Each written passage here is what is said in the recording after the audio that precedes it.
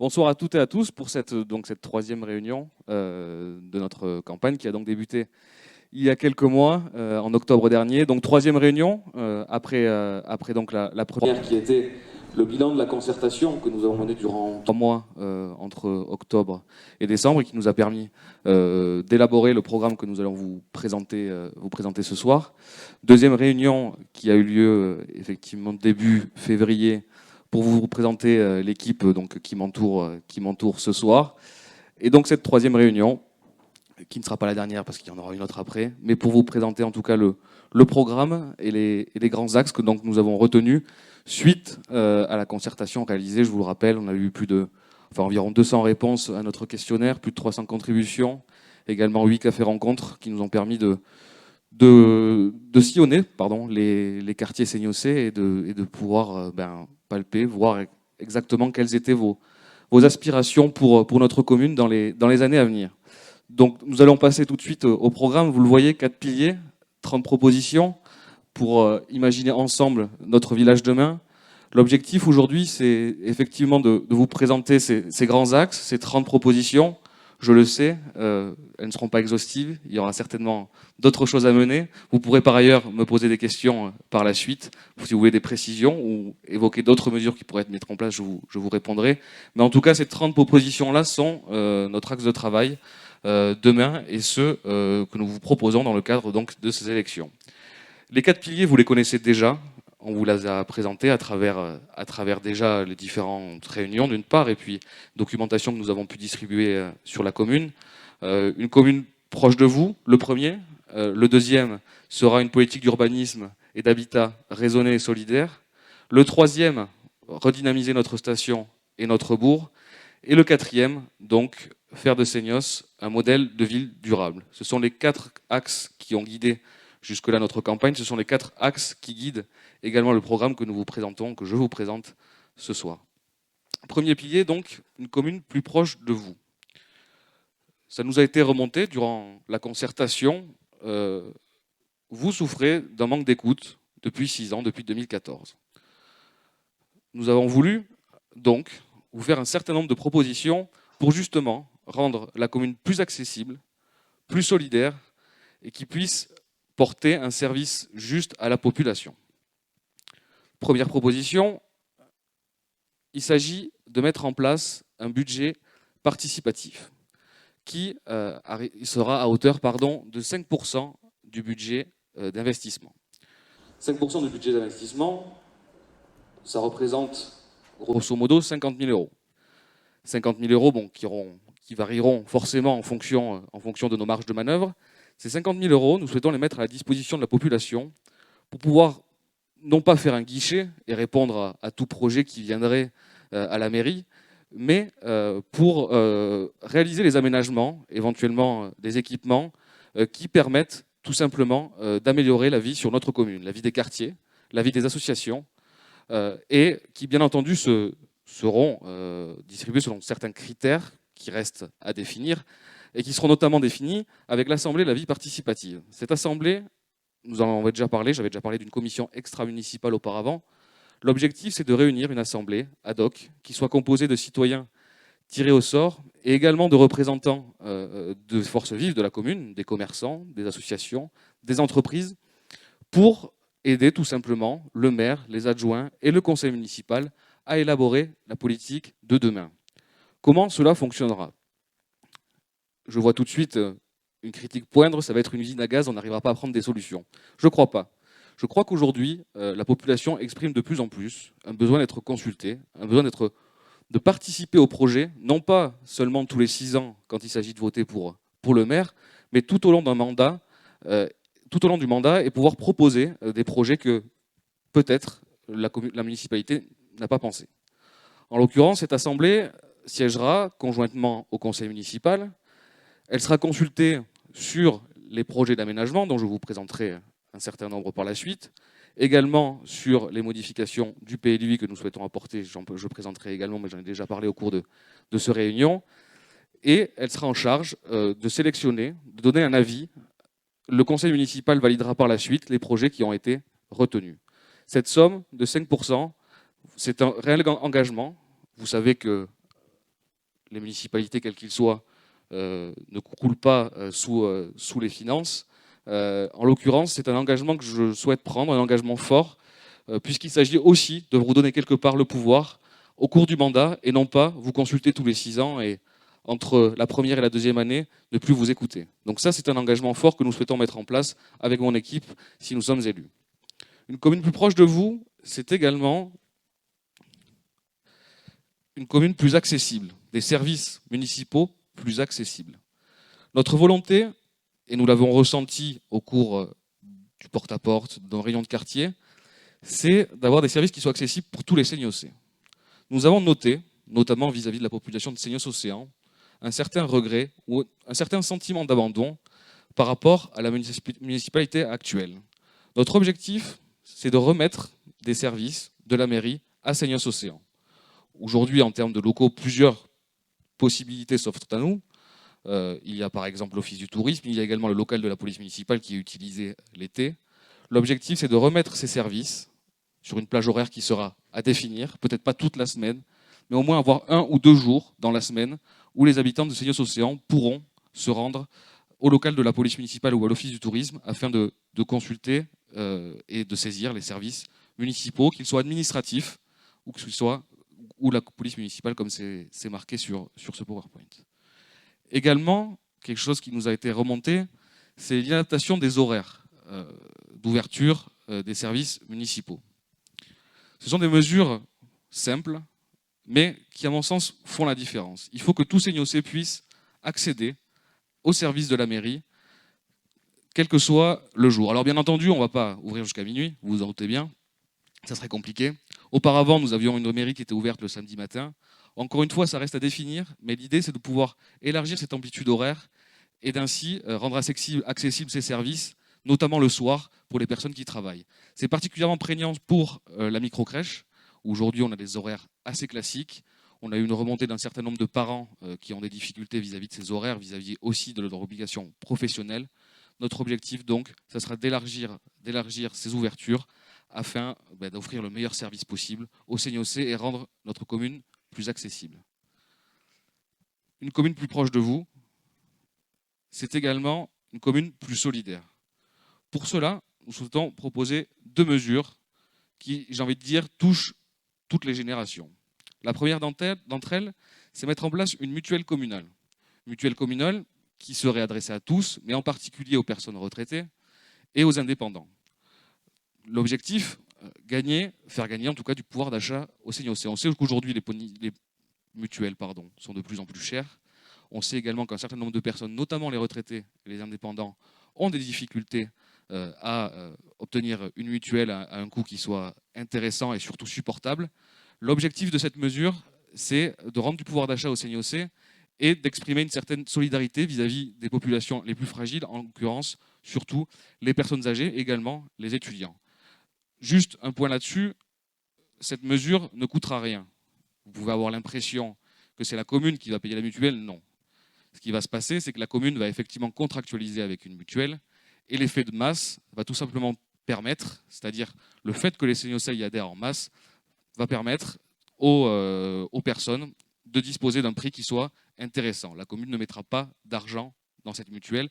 Cependant, elle peut offrir ce service et je crois que c'est important. Et aujourd'hui, le thème du pouvoir d'achat est un thème important.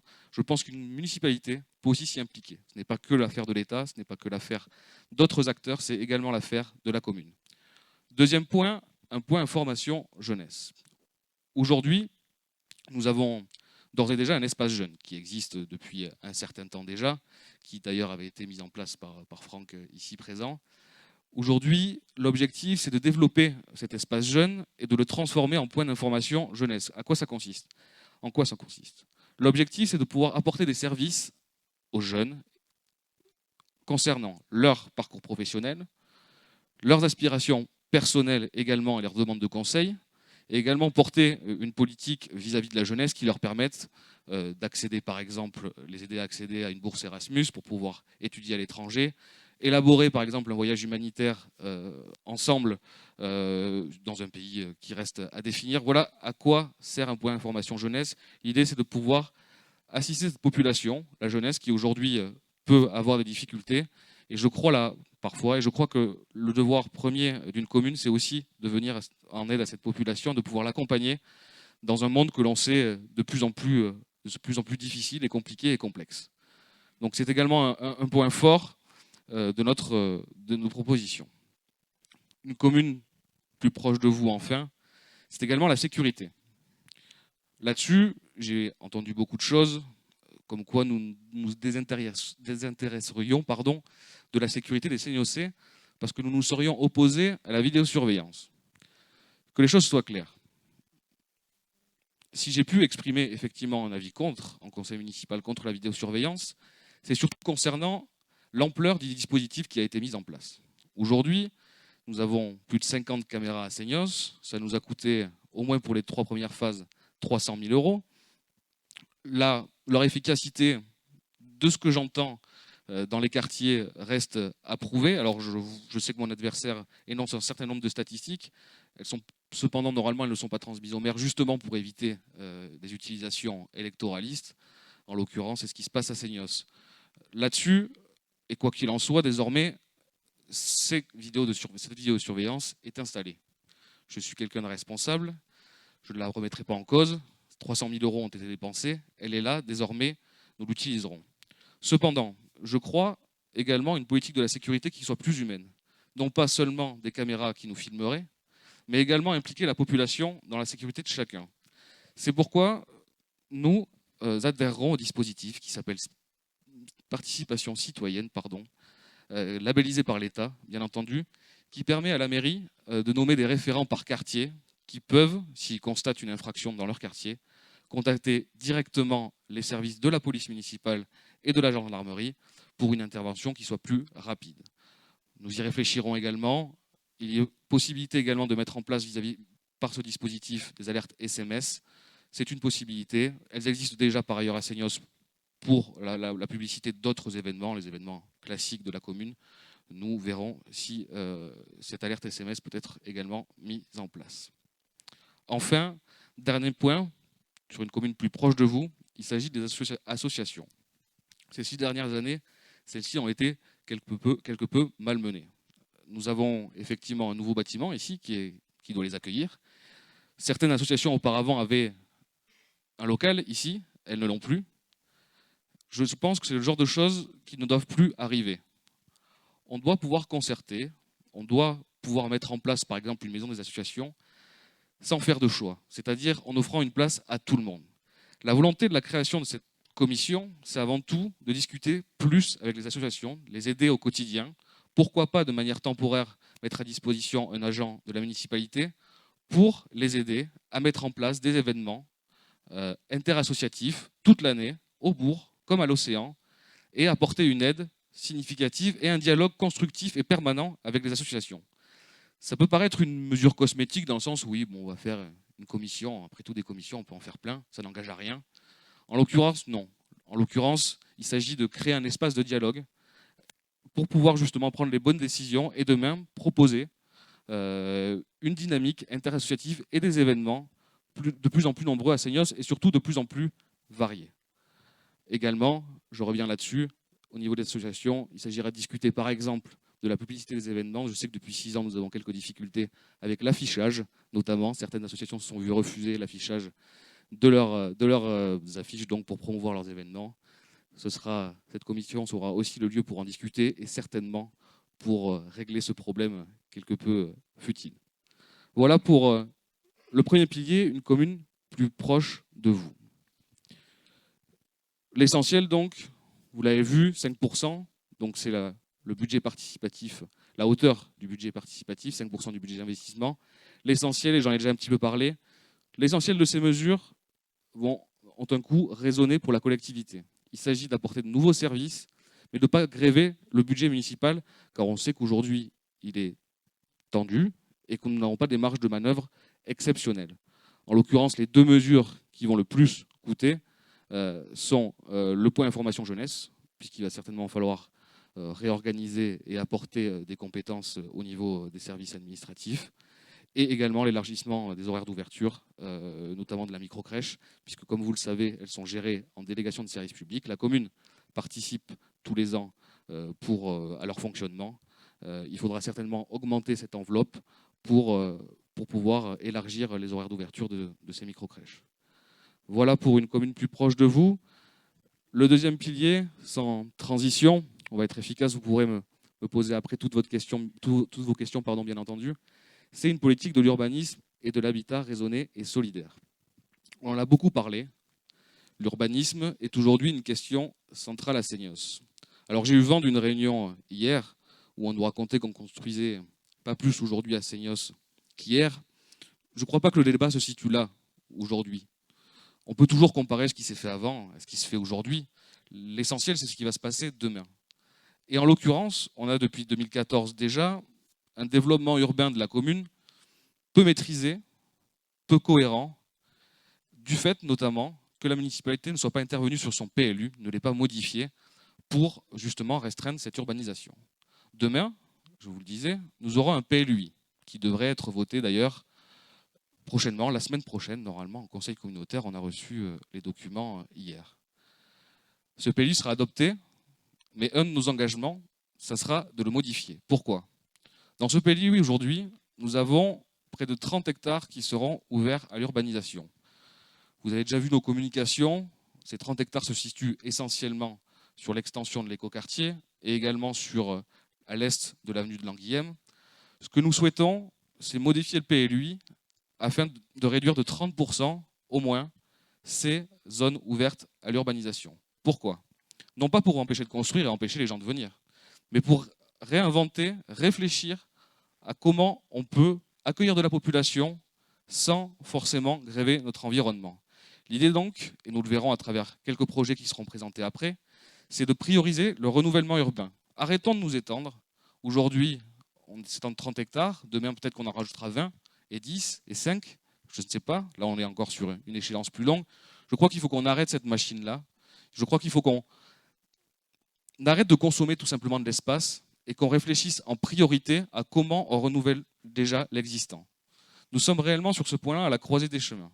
Aujourd'hui, le sud Pays Basque, le Pays Basque, par exemple, a connu une urbanisation galopante. Cette urbanisation, aujourd'hui, nous rattrape. Elle rattrape déjà le Seignan, le sud des Landes. Vous pouvez le voir à travers les transformations des villes comme Tarnos ou Labenne. Elle arrive désormais ici, aujourd'hui. Je pense que nous sommes à un moment charnière, crucial, à savoir, est-ce que nous subissons cette urbanisation ou est-ce que nous la contrôlons et développons une réelle stratégie en la matière ? C'est pourquoi nous souhaitons, d'une part, réduire l'extension, et vous le verrez par la suite, ce sera dans la partie redynamiser notre commune notamment, renouveler l'existant pour justement aussi créer du logement et aussi accueillir les populations qui en ont besoin, parce qu'une difficulté, et c'est une réalité, aujourd'hui les Seignossais ont du mal à se loger. Tout simplement parce que les prix de l'immobilier sont élevés et que souvent un jeune ou un moins jeune parfois ne dispose pas des finances nécessaires à l'achat ou à la location d'un bien. Donc ça, ce sera notre premier engagement concernant l'urbanisme. Le deuxième, il a trait également à l'urbanisme, c'est une charte architecturale. Au-delà de l'expansion de la commune et des nouvelles constructions, on a observé aussi depuis 2014 de l'incohérence dans les projets qui ont été réalisés. Il y en a des très bien, il y en a des moins bien. Je crois qu'aujourd'hui, nous devons avoir une cohérence sur ces projets. Une cohérence architecturale pour que le bâtiment construit à l'est de la commune ne soit pas foncièrement différent de celui qui sera construit à l'ouest. Une charte paysagère pour justement maintenir ce côté arboré de Seignos qui fait son charme. On n'a certes pas l'architecture de Segor, mais on a une commune qui est arborée et c'est ça qui fait son attrait. Et une charte enfin environnementale où nous intégrerons un certain nombre de critères environnementaux sur les constructions qui sont réalisées pour tout simplement réduire notre consommation d'énergie, par exemple, limiter les phénomènes d'inondation et faire tout simplement en sorte que notre commune soit agréable à vivre et participe également à la transition écologique que nul n'ignore aujourd'hui et qu'il faut réaliser même à notre petite échelle. Nous sommes une petite commune, mais je pense que si chaque commune s'y met, nous y arriverons. Ça, c'est la charte architecturale qui sera réalisée donc, en parallèle de la modification du PLUI et qui, nous l'espérons, pourra rentrer rapidement en vigueur. Charte architecturale, par exemple, Ça fait partie de nombreux sujets comme la modification du PLUI qui pourra être abordé lors de l'Assemblée participative, en tout cas lors d'une réunion de l'Assemblée participative que j'évoquais précédemment. La suite. Donc, sur ce volet toujours, il y a bien entendu ce qu'on construit quantitativement et ce qu'on construit qualitativement. C'est pour ça que là-dessus, je voudrais aussi porter deux mesures. D'une part, inscrire, et ça pourra être également inscrit dans la charte, dans chaque projet de logement, des projets de logement adaptés aux personnes âgées ou en situation de handicap. Aujourd'hui, on a une difficulté, elle est valable à Seignos comme ailleurs, c'est en termes de prise en charge, on a une difficulté au niveau de la tranche, si vous voulez, quand aujourd'hui les personnes sont dépendantes, elles vont à l'EHPAD. Avant, on a des difficultés pour les loger, tout simplement parce qu'on n'a pas de logement adapté. L'idée, c'est d'inscrire dans chaque projet qui sera réalisé sur Seignos ces logements-là pour que ces personnes-là puissent se loger et puissent être maintenues à domicile le plus longtemps possible avant d'arriver à l'EHPAD. Aujourd'hui, on a un EHPAD à Seignos, comme tous les EHPAD des Landes et de France, il est plein. On ne peut pas indéfiniment construire de nouveaux EHPAD, surtout quand on connaît déjà les conditions de travail et les difficultés des agents dans les EHPAD. Je pense que vous l'avez tous vu ces derniers temps. Donc l'objectif, c'est de pouvoir offrir justement aux personnes en perte d'autonomie ce type de logement sur la commune, sur les projets privés, comme sur les projets, et d'autant plus, j'ai envie de dire, sur les projets publics, puisque ces projets-là, on les maîtrisera. Deuxième point, concernant les logements sociaux. Vous le savez, sur certaines constructions, un pourcentage de logements sociaux est alloué, que ce soit en location ou en accession à la propriété. Bien souvent, il y a une absence de transparence ou de lisibilité sur pourquoi on a attribué tel logement à quelqu'un ou tel logement à quelqu'un. L'objectif, c'est d'avoir demain une grille de critères clairs et précises qui permettent à chacun de savoir pourquoi il a eu ce logement ou pourquoi il ne l'a pas eu. C'est un gage de transparence, c'est un gage, je pense, aussi d'efficacité et de sincérité vis-à-vis des personnes qui demandent un logement. Et vous le savez, à Seignos, il y en a beaucoup. Voilà, donc ça, c'est un élément également fort de notre programme. Plus de solidarité en termes d'habitat. Autre sujet, concernant l'urbanisme, il s'agit du sujet un peu basique de l'entretien des espaces verts. Vous me direz, pourquoi traiter des espaces verts dans un programme? Parce qu'il s'avère qu'à Seignos, depuis un certain temps, la commune a des difficultés à entretenir ces espaces. Pourquoi? Parce que les services municipaux ont subi une certaine désorganisation du fait d'un management assez agressif. Pour rappel, je l'avais déjà évoqué dans un papier, puis lors d'une réunion, nous avons eu plus de 22 départs quand même à la mairie depuis le début de ce mandat. Aujourd'hui, les services techniques sont en difficulté et la conséquence directe, c'est un entretien de notre commune qui se dégrade. C'est vrai au bourg et c'est d'autant plus vrai à Seignos-Océan où l'espace à entretenir est encore plus important.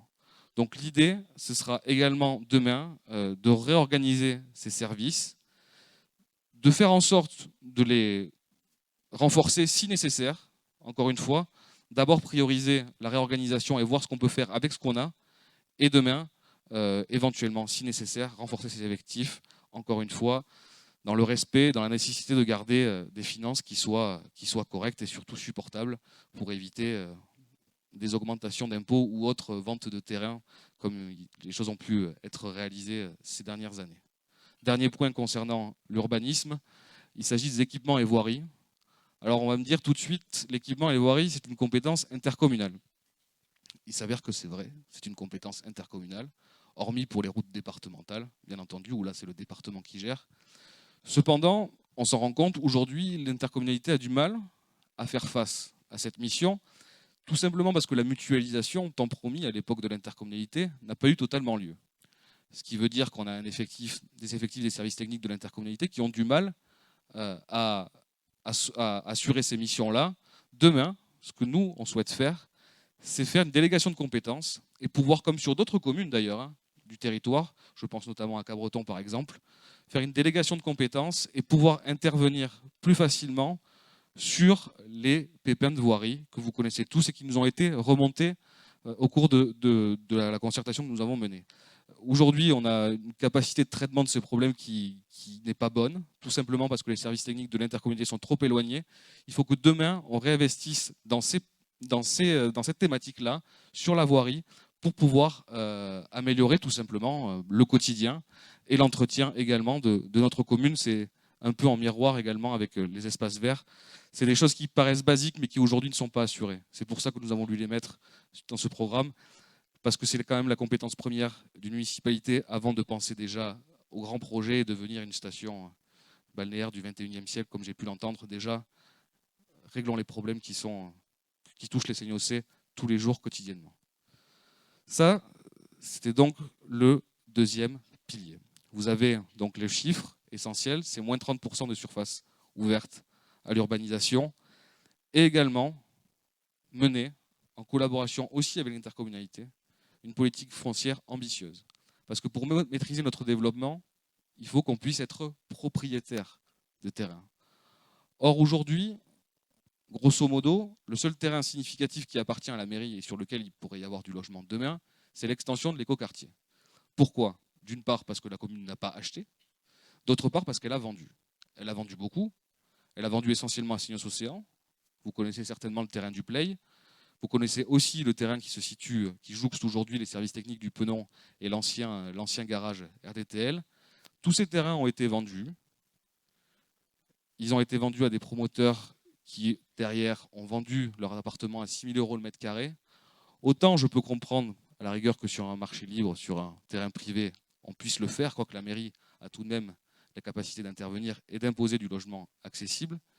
Autant que sur une parcelle publique, qu'on mette à la vente ce type de bien, alors que les CNOC, de nombreux CNOC cherchent des logements, je crois que c'est irresponsable. C'est pour ça que demain, il faut que nous puissions acquérir des terrains pour les maîtriser et surtout faire des logements qui puissent être accessibles aux CNOC. Ça, c'était pour donc le pilier 2, une politique d'urbanisme et d'habitat raisonné et solidaire. Le troisième pilier, qui a déjà été explicité au cours de nos réunions, mais on va, comme pour les deux autres, rentrer un peu plus dans le détail, c'est redynamiser notre centre-bourg et notre station. Il ne s'agit pas, bien évidemment, en réduisant les surfaces à l'urbanisation, d'oublier complètement le développement de notre commune. Elle a besoin d'être redynamisée, autant au bourg qu'à l'océan. Notre objectif, et vous allez le voir, c'est de faire 7 propositions. 7 propositions, dont 3 qui concernent le bourg, une qui concerne une liaison entre le bourg et l'océan, en passant par le golfe. Vous voyez, c'est complet. Et 3 donc qui seront concernant Seignos Océan. Donc la première, elle a déjà été explicitée brièvement sur nos différents documents, c'est réaliser une opération cœur de ville. Nous avons une problématique à Seignos, c'est que nous n'avons pas de centre-ville. Nous n'avons pas un lieu où nous pouvons nous poser réellement et qui offre un certain nombre de services. Alors vous avez vu certainement que des choses ont été faites, par exemple sur le bâtiment du Pouille. Cependant, je pense que demain, nous devons être plus ambitieux pour pouvoir offrir également d'autres possibilités au CNOC. L'idée donc de renouveler le centre-ville, c'est d'une part, comme je vous disais auparavant, prioriser le renouvellement urbain, c'est-à-dire que le logement, au lieu de le construire sur les 10 hectares qu'on va manger sur la forêt, on va les construire notamment en centre-ville. Également, y adjoindre un centre commerçant avec des commerces. Et enfin, aussi, la problématique de l'école, notamment l'école du Grand Chêne qui est actuellement en centre-ville.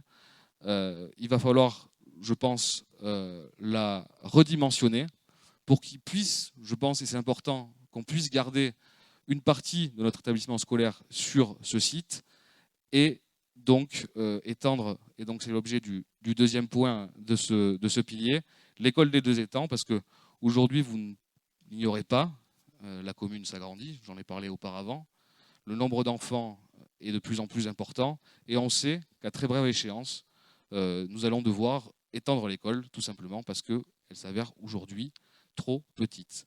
L'objectif donc, en parallèle du réaménagement du centre-ville et de l'extension de l'école, c'est de réaménager la partie de l'école qui se situe au centre-ville, d'en garder une partie, et notamment aussi l'accueil périscolaire, et de basculer une autre partie à l'école des 2 étangs, qui fera l'objet, bien entendu, d'une extension qui ne sera pas dans les bâtiments actuels, parce qu'ils sont déjà largement complet. Ça, c'est le deuxième point pour le bourg. Troisième point pour le bourg, la zone de l'Arigan. Redynamiser une commune, c'est aussi penser à ses entreprises. Aujourd'hui, les efforts ont été largement portés depuis quelques années sur la zone de l'Aubian, qui a été créée, qui a été étendue, qui va être encore étendue à l'avenir, hein, puisque son extension a été validée tant au niveau communal qu'au niveau intercommunal. Je ne suis pas contre cette décision, j'ai par ailleurs voté pour. Cependant, on a une autre zone d'activité qui existe aujourd'hui, qui s'appelle la zone de l'Arigan, qui est restée très longtemps communale, qui est devenue intercommunale il y a peu de temps, il y a un an à peu près, un an, 2 ans, et qui aujourd'hui nécessite d'importants aménagements. Si nous voulons accueillir demain de nouvelles entreprises, il faut que nous puissions réhabiliter cet espace pour le rendre plus accessible. Je tiens à rappeler, hein, mais sur cette zone, on avait une entreprise qui s'appelait Zoomalia. C'est une entreprise qui vend sur Internet des articles pour les animaux. Donc, je ne vais pas rentrer dans le détail, hein, je n'ai pas d'animaux, donc je ne sais pas, je ne sais pas exactement ce qu'ils vendaient. Mais en l'occurrence, cette entreprise était le plus gros employeur de la commune. Cette entreprise est partie. Elle est partie à Saint-Jour-de-Marraine. Pourquoi? Parce que d'une part, elle n'avait plus de place, et parce que les aménagements autour ne permettaient pas à ses employés tout simplement, par exemple, de se garer ou de se restaurer ou autre. Concrètement, ça veut dire quoi? Elle est partie parce que cette zone se meurt. C'est pourquoi demain, nous souhaitons clairement la réhabiliter en lien avec l'intercommunalité, parce que bien entendu, le développement économique est une compétence intercommunale. Nous porterons ce dossier-là pour, certes, continuer l'extension de la zone de l'Aubian, mais également réhabiliter cette zone qui en a fortement besoin. Je pense que aider les entreprises, c'est un point important. Si nous ne voulons pas devenir un village dortoir, il y a effectivement la nécessité de réfléchir à notre urbanisme, parce qu'on vit la ville comme on la construit. Mais par contre, il faut aussi qu'on réfléchisse à l'activité qu'on a sur la commune. On a une activité saisonnière, qui est celle du tourisme, qu'il faut encourager, développer. On a aussi une activité à l'année qui fait vivre les seignocés toute l'année. Et c'est celle-là aussi, à mon sens, qu'il faut privilégier. Donc ça, c'était les 3 points concernant le centre-bourg. Ensuite, la liaison dont je vous parlais, ce que nous souhaitons porter en lien également avec l'intercommunalité, parce que vous voyez, elle revient beaucoup, mais aujourd'hui, c'est une collectivité importante, qu'on le veuille ou non, c'est porter un nouveau projet de liaison cyclable entre le bourg et le fond du lac, qui passerait par le golfe. Le projet actuel, ou en tout cas dans le projet Seignos 2030 qui a été présenté à la population à travers diverses gazettes, était de réaliser une nouvelle piste cyclable, mais entre les casernes et l'étang blanc, à travers la forêt. J'ai pu d'ores et déjà en discuter avec les différents acteurs qui interviennent dans la forêt. Je ne pense pas que ce soit une solution viable et souhaitable. Pourquoi? Sur l'aspect carte postale, je suis d'accord avec vous. J'adorerais faire du vélo en forêt sur une route bien carrossée, parfaite, avec un vélo électrique. En plus, comme ça, l'effort serait encore moindre. Cependant, je pense qu'il faut qu'on arrête d'intervenir dans la forêt. On a déjà beaucoup d'usages, il faut les préserver. Hein. Tout le monde a le droit d'aller chasser, tout le monde a le droit d'aller marcher, de faire de la randonnée. Cependant, à force d'investir la forêt, on la fatigue et surtout, on détruit aussi, et c'est en lien avec la partie environnement que je développerai par la suite, la biodiversité qui l'habite. C'est pourquoi je vous le dis très sincèrement, contre ce projet. Par contre, je crois à la nécessité de créer une nouvelle liaison entre le Penon, Seignos Océan, pardon, et le bourg. C'est pourquoi nous porterons ce projet-là sur la route l'avenue 12 Brox pour relier le bourg en passant par le golfe, donc jusqu'au fond du lac. Vous le verrez, fond du lac également, zone que nous souhaitons réhabiliter demain pour profiter aussi de l'attractivité du lac de Segor. Donc ça, c'est un engagement fort également que nous souhaitons prendre en lien avec l'intercommunauté, je le rappelle encore une fois, puisqu'elle est compétente en matière de pistes cyclables. Vous voyez, c'est un certain nombre de projets à porter auprès de l'intercommunauté, mais ça nous tient à cœur. Également, en miroir par rapport au Penon, l'opération Cœur de Station. Alors vous savez, il y a déjà des choses qui ont été, une réflexion qui a été engagée à ce sujet, réflexion que d'ailleurs en tant qu'élu et également avec mes collègues du conseil municipal qui sont ici, nous avons approuvé, parce qu'effectivement, il faut réfléchir demain à l'aménagement de Seignos Océan et en l'occurrence plus précisément du Penon. C'est une nécessité, c'est un serpent de mer depuis 20-30 ans si ce n'est plus. Je ne prétends pas demain avoir la solution miracle. Cependant, je peux vous promettre de ma volonté qu'on arrive enfin au bout de ce dossier. Concernant la problématique, vous la connaissez, c'est l'acquisition de parcelles. L'acquisition de parcelles, notamment celle du Forum, qui aujourd'hui appartient à des privés au sein d'une copropriété. Aujourd'hui, la commune, depuis 2012, a racheté au fur et à mesure un certain nombre de lots. Aujourd'hui, nous en possédons un peu plus de 50%. Cependant, pour pouvoir réaménager ce site, il nous faut avoir l'entièreté des lots. Donc cette politique-là, il faudra la mener, il faudra la poursuivre. Une étude est par ailleurs lancée à ce sujet. De toute façon, les solutions, il n'y en a pas 36 000. Soit c'est de la négociation, comme ça a pu l'être le cas depuis un certain nombre d'années, soit une déclaration d'utilité publique pour demain exproprier, mais celle-là, il faut la justifier, c'est un dossier à monter. Ça prend beaucoup plus de temps et puis il faut justifier également de l'utilité publique, mais ce sont les deux solutions qui s'ouvrent à nous. La différence cependant entre le projet qui est porté aujourd'hui et le projet que nous souhaitons porter, il s'agit du réaménagement, en tout cas de ce qui est prévu une fois que la question de la propriété, j'ai envie de dire, sera réglée. Dans le projet actuel, le Seignos 2030, projet inscrit au PLUI dont je parlais précédemment, il est prévu de construire 2 bâtiments de 5 étages. Un qui se situerait à l'emplacement de l'ancien cinéma, où aujourd'hui il y a deux commerces de restauration, et également au niveau du parking de l'Escargot, donc qui se situe en contrebas de la boîte de nuit. Vous allez à gauche vers la place de Castille, et à droite vous pouvez descendre et vous avez un parking en bas et ça vous ramène derrière à l'accès plage. Je vous dis tout de suite, ce n'est pas ma façon de voir demain notre station. Ce pour 2 raisons. D'une part, ce n'est pas son identité. Nous avons une station qui est naturelle. Je pense qu'il faut préserver cette naturalité. Ça fera l'objet d'ailleurs de propositions après. Deuxième raison, tout simplement parce que nous sommes aussi sur un terrain sensible. Sensible pourquoi? Parce que vous connaissez tous vraisemblablement la thématique du recul du trait de côte. Alors aujourd'hui, ce ne sont pas des dangers immédiats. Nous n'aurons pas, je vous l'assure, la mer demain sur le parc aquatique. Cependant, dans 50, 60 ans, la question se pose. C'est pourquoi je ne vois pas la nécessité aujourd'hui de poser 2 bâtiments de 5 étages sur ce site, tout en sachant les nuisances qui derrière pourront arriver, puisque vous savez très bien, et il est prévu de la garder, qu'il existe une boîte de nuit sur le site, et en général, quand il y a des nuisances, qui c'est qu'on vient voir derrière? Ce sont les services municipaux et la police municipale en l'occurrence. Problème qui peut vous paraître très basique, mais c'est des choses qui se réfléchissent quand même en amont quand on réalise des projets. Alors qu'est-ce que nous voulons porter? En l'occurrence, 2 aspects nous semblent importants. Il y a effectivement demain, peut-être, quand nous aurons tout acquis, la destruction du pont marchand. Je crois que c'est une nécessité de pouvoir réaliser une continuité ici entre la place de Castille et le Forum demain. Certainement réaménager le parking de l'Escargot en haut et certainement la zone où vous avez des arbustes juste en dessous, tout simplement parce que aujourd'hui, vous avez certainement vu qu'un skatepark a poussé sur ce lieu. Aujourd'hui, les places de parking ne sont plus légion, notamment pour accéder à la place du Penon, qui reste une des plages phares de notre commune. Donc il y aura certainement un réaménagement à faire de ce côté.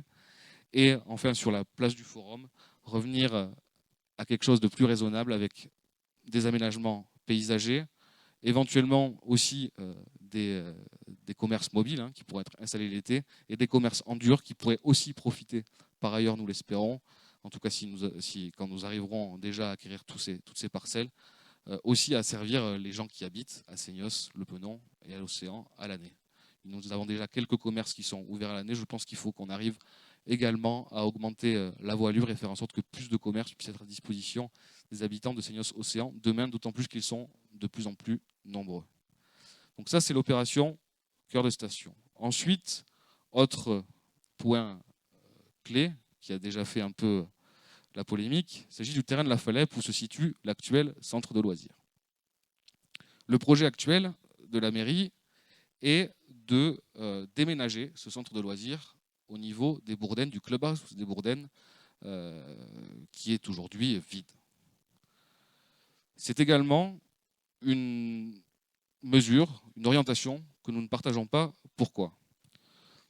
Tout simplement parce que, historiquement, ce centre de loisirs a toujours été à la Falep, parce que ce terrain de la Falep offre un certain recul par rapport à l'urbanisation, à la circulation qu'il peut y avoir sur la station tout au long de l'année, parce qu'au contraire, les Bourdaines sont un lieu surfréquenté, avec du stationnement, des difficultés qui demain arriveront forcément entre les parents qui amènent ou viennent chercher leurs enfants, et les gens qui se garent tout simplement pour aller à la plage.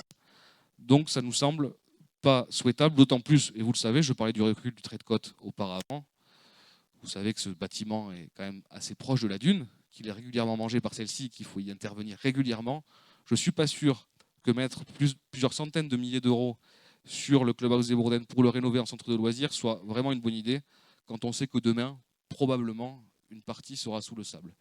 Donc, en l'occurrence, nous privilégierons le réaménagement, la réhabilitation du centre de loisirs sous le terrain de la Falaise, parce que ça, c'est une nécessité. On ne peut pas se mentir, aujourd'hui, c'est des bâtiments qui ne sont plus adaptés à l'accueil d'enfants, donc ce sera un de nos projets. Et nous réfléchirons, toujours dans l'optique d'avoir des finances saines, à comment on pourrait y installer un peu d'habitat également, tout simplement pour équilibrer l'opération et ne pas gréver les finances de la commune. Donc ça, c'est également un engagement fort sur le terrain de la Falaise. Le maintien du centre de loisirs, c'est quelque chose que j'ai déjà exprimé et qui est pour moi une priorité pour les années à venir. Ensuite, dernier point sur cette partie redynamisation de notre station, il s'agit, j'en ai parlé un petit peu auparavant, du fond du lac. Aujourd'hui, vous savez qu'au fond du lac, vous avez les photos, il y a un carrefour, le carrefour de l'avenue du Tour du Lac, et vous avez un terrain, le musée forestier, qui appartient aujourd'hui à l'intercommunalité. Alors pourquoi il appartient à l'intercommunalité? Parce qu'à l'époque, la commune ne pouvait tout simplement pas l'acheter, ses finances ne lui permettaient pas. Ce dossier n'a pas avancé depuis un certain nombre d'années. Cependant, je crois qu'il est nécessaire aussi demain de réaménager cet espace et d'en faire un point d'attractivité qu'il est déjà aujourd'hui. Je pense que de nombreux seigneursais apprécient ce bout du lac qui leur appartient et les commerces de bouche qui y résident. Je pense que demain, on doit faire de cet espace une porte ouverte sur le lac de Segor pour que Seignos puisse aussi profiter de l'attractivité du lac de Segor. Comment? D'une part, il y a une question très basique d'aménagement du rond-point. Je ne sais pas si vous avez déjà essayé de vous garer sur cet espace.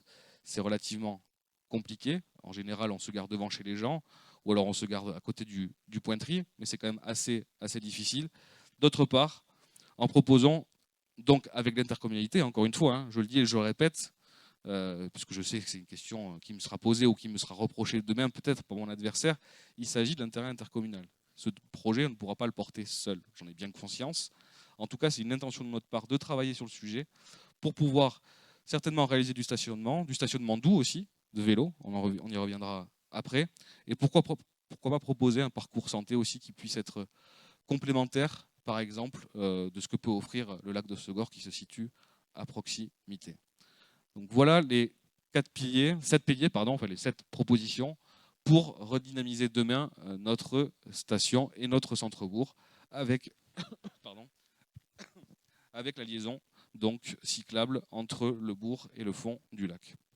Donc vous allez le voir sur la slide d'après, vous le voyez, on est sur les mêmes schémas, 7 projets structurants donc sur 10 ans, je tiens à le dire, encore une fois, parce qu'il faut aussi avoir une vision prospective, parce que je ne sais pas aujourd'hui si nous pourrons avoir les moyens de réaliser tout ça en 6 ans.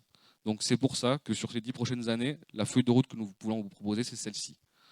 Avec, je vous l'ai dit toujours, une volonté de notre part d'avoir des projets qui soient financés.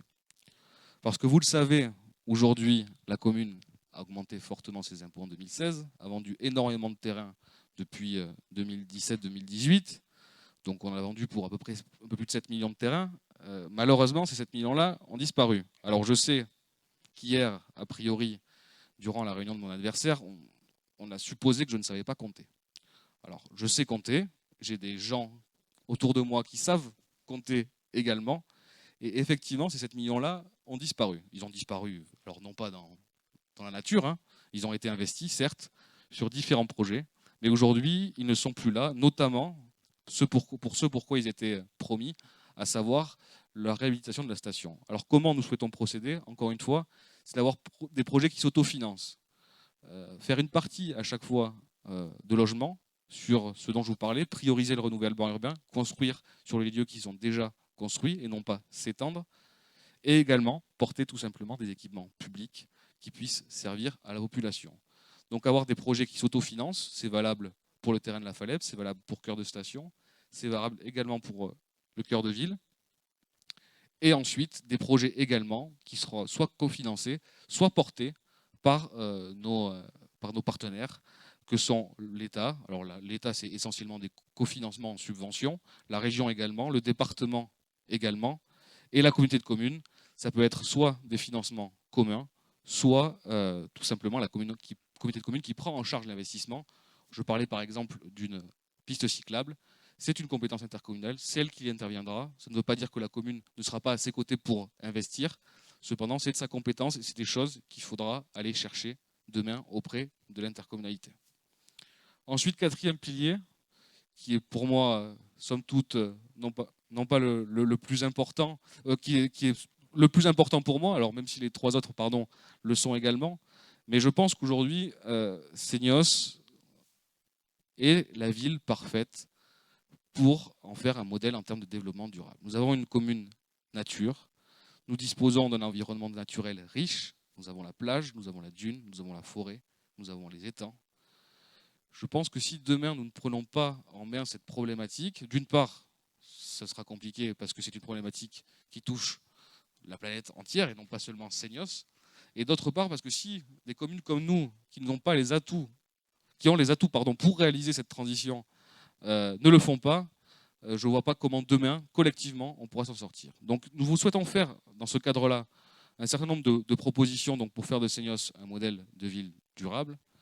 Fanny, tu peux enchaîner. Donc d'une part, ça c'est en termes d'organisation, avoir un élu qui sera demain en charge de la transition écologique. La transition écologique, c'est un beau mot, c'est un bien grand mot, c'est un mot qui est utilisé beaucoup aujourd'hui.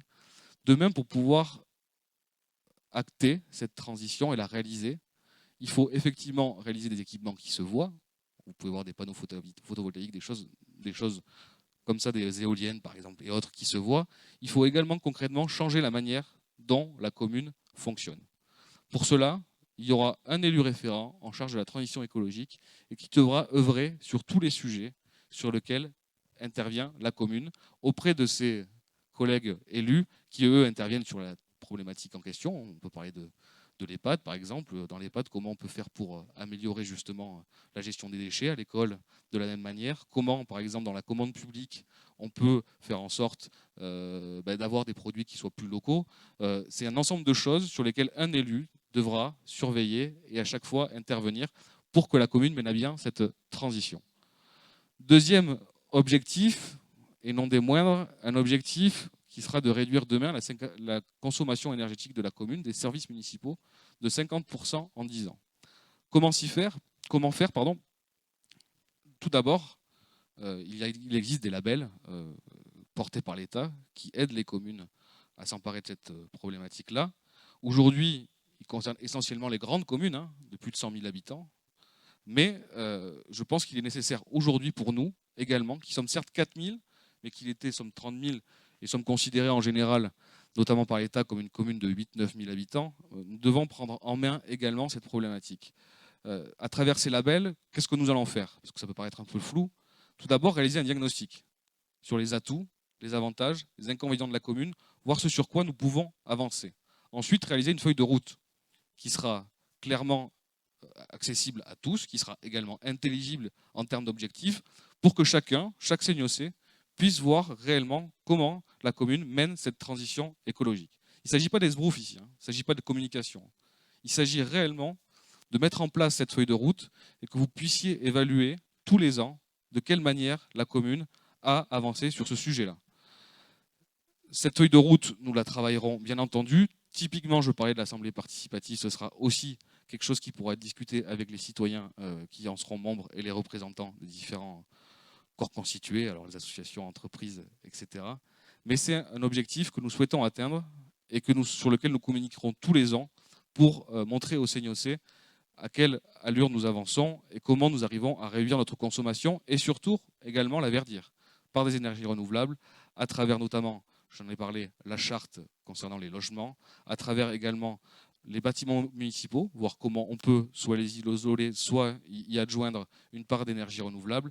C'est une réflexion. Vous avez vu à Seignos que beaucoup de bâtiments ont poussé ces dernières années.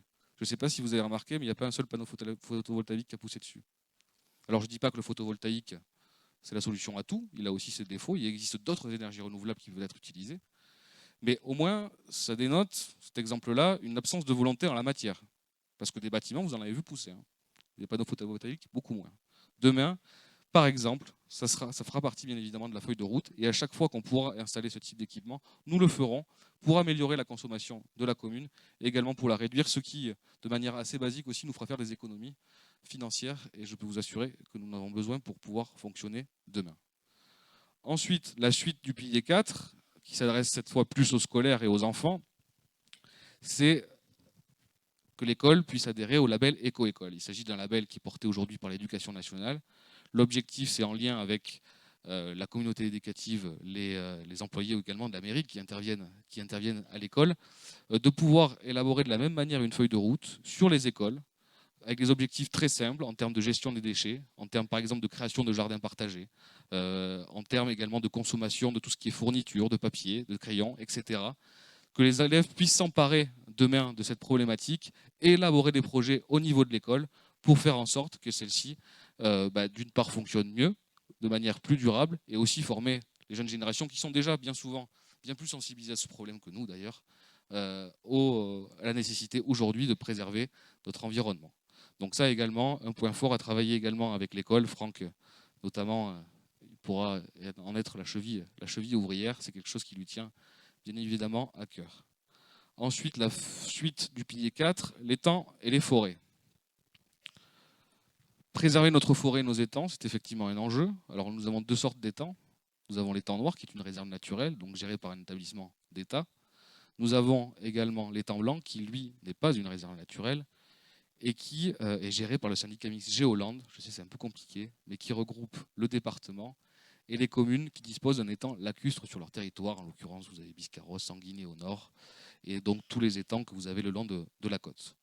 Aujourd'hui, sur la gestion de la réserve, donc la commune n'a pas réellement son mot à dire, puisque c'est l'établissement qui le gère, même s'il est associé, hein, parce qu'il y a un environnement autour de cette réserve et qui impacte évidemment celle-ci.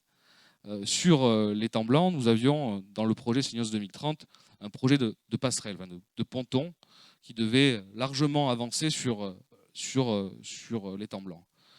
Il s'avère que ce projet a rencontré notamment l'opposition de nombreux usagers par un manque et un défaut de concertation essentiellement, hein, parce que quand on arrive devant une assemblée avec un projet tout fait alors qu'on leur a promis d'en discuter, vous comprenez bien que c'est assez difficile à gérer par la suite.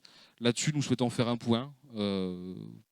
Pourquoi pas, encore une fois, créer un ponton, mais s'il doit se créer, ce sera avec l'accord, l'aval et les propositions des acteurs concernés, à savoir aussi les chasseurs, les pêcheurs, la réserve naturelle et tous les usagers de l'étang blanc aujourd'hui. Concernant la forêt, vous le savez, la commune aujourd'hui est propriétaire d'une partie de la forêt communale, un tiers à peu près. Un des engagements que l'on fait et que l'on a déjà fait d'ailleurs lors de précédentes réunions, c'est d'augmenter cette partie, la partie forestière de la commune, pour acquérir au fur et à mesure de plus en plus de parcelles. Alors ça se fera de gré à gré, négocier avec les propriétaires, on ne va pas forcer les propriétaires à nous le vendre, mais je pense qu'on doit avoir une stratégie, savoir où est-ce qu'on doit acheter, pour pouvoir tout simplement faire en sorte que la forêt soit de plus en plus publique, parce que ce n'est pas le cas aujourd'hui. Elle est aussi morcelée entre différents propriétaires. Nous avons très récemment, au cours du conseil municipal de mardi, voté pour la première fois du mandat l'acquisition d'une parcelle. C'est une bonne chose. On a voté pour, bien entendu, puisque sinon on ne ferait pas cette proposition-là. Cependant, je pense qu'au lieu d'acquérir une ou deux parcelles avant les élections pour verdir son image, je crois qu'au contraire, nous allons avoir une stratégie sur 5-6 ans et que celle-ci soit une réalité et non pas simplement une communication à offrir aux CNOC pour leur faire croire que. Et je tiens réellement à cela. Ensuite, la végétalisation de nos espaces publics. Il faut qu'on arrive de plus en plus à végétaliser nos espaces publics pour les rendre plus agréables d'une part, et aussi, mine de rien, pour enfin rendre nos sols perméables, parce que vous le savez, quand on imperméabilise les sols, quand on construit des routes, quand on construit des logements, on imperméabilise des sols. Qu'est-ce qui arrive? Surtout à Seignos, qui est quand même une commune particulièrement concernée par le phénomène, il y arrive des inondations. Donc on en parlera par ailleurs un peu plus sur la problématique de l'eau, mais là-dessus, notre volonté, c'est de végétaliser les espaces publics, et notamment 3 espaces emblématiques, notamment de Seignos Océan. Il s'agit des parkings du Penon, des Bourdaines et des Estagnots. Aujourd'hui, je vous l'ai dit tout à l'heure, Seignos est une commune nature, elle doit le rester demain. Aujourd'hui également, nous avons dans cette commune nature des grands espaces de parking minéralisés qui sont imperméabilisés de fait et qui ne favorisent pas tout simplement l'environnement tel qu'il doit être, notamment pour absorber cette thématique de l'inondation. Donc ce que l'on souhaite aussi en termes paysagers, au-delà de réfléchir à l'aménagement de la Falep, de l'aménagement de cœur de station, c'est aussi revoir l'agencement de ces parkings, les renaturaliser. Alors, je vois la question venir, parce qu'elle m'a déjà été posée, c'est-à-dire est-ce qu'on va encore perdre des places de parking? Alors, c'est une possibilité, je ne vais pas vous le cacher, parce qu'effectivement, si on réaménage et qu'on naturalise et qu'on rajoute des arbres, plus il y aura d'arbres, moins il y aura de place. L'objectif, cependant, c'est aussi de garder quand même des places de parking qui soient suffisantes. Alors, pour absorber la population qui vient l'été, c'est déjà compliqué vu le fait que le skatepark ait pris quand même un certain nombre de places, notamment au Penon. Mais en tout cas pour maintenir un niveau de stationnement qui soit important. Et également, chose qu'on évoquera après, au niveau des stationnements cyclables, parce que nous avons beaucoup de pistes cyclables, mais peu de stationnement. Et forcément, ça ne va pas dans le bon sens. Donc végétaliser les espaces des Estagnaux, des Bourdins et des Penons, également un élément fort. Les réseaux d'eau, donc, je vous en parlais au préalable. Aujourd'hui, nous avons une réelle problématique au niveau de nos réseaux d'eau et d'assainissement. Pourquoi? Je vais le faire assez simple et assez court, c'est un sujet assez technique. La gestion de l'eau aujourd'hui à Seignos est régie par une DSP, une délégation de service public, que signe la commune, en l'occurrence avec l'entreprise Suez.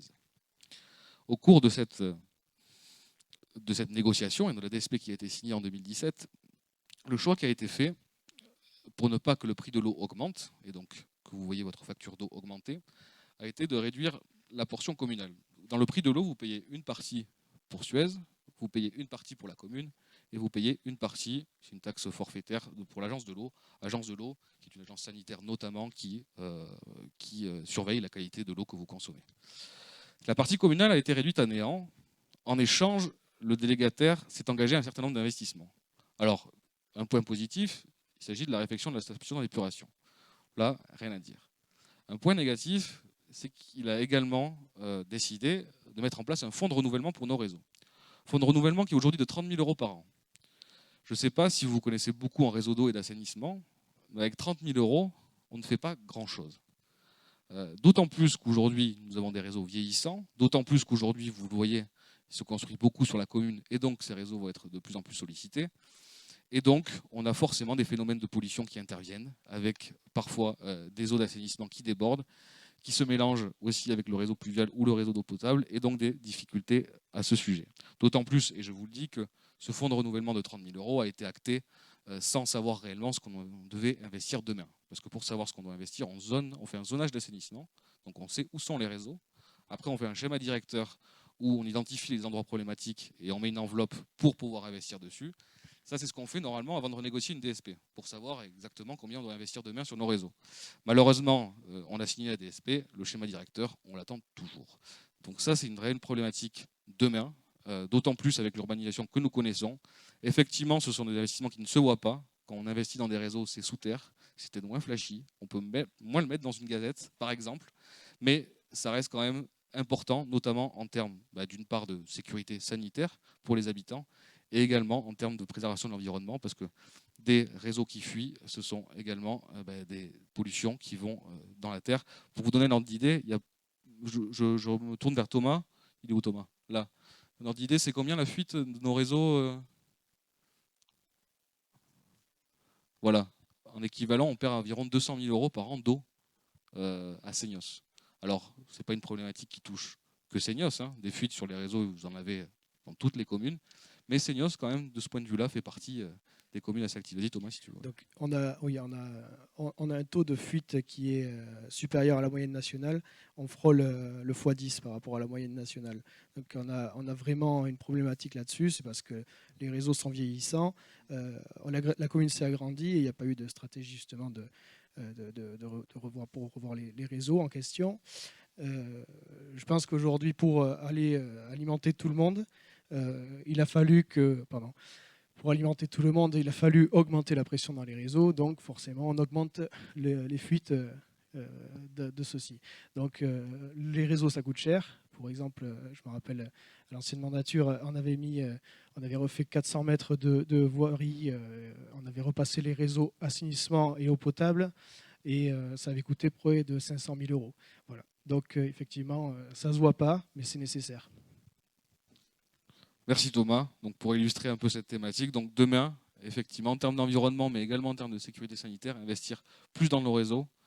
Et je l'espère arriver peut-être, enfin sûrement d'ailleurs, il le faut, à renégocier notre DSP pour faire en sorte que la capacité d'investissement de la commune ou du délégataire au choix, mais il faut que les investissements soient réalisés, permettent demain d'améliorer tout simplement nos réseaux d'assainissement. C'est une obligation et presque une urgence, donc il faut s'en occuper. Autre point concernant l'environnement, développer un plan vélo. Donc on est une commune aujourd'hui, les Landes de façon générale sont un département plutôt pourvu en pistes cyclables.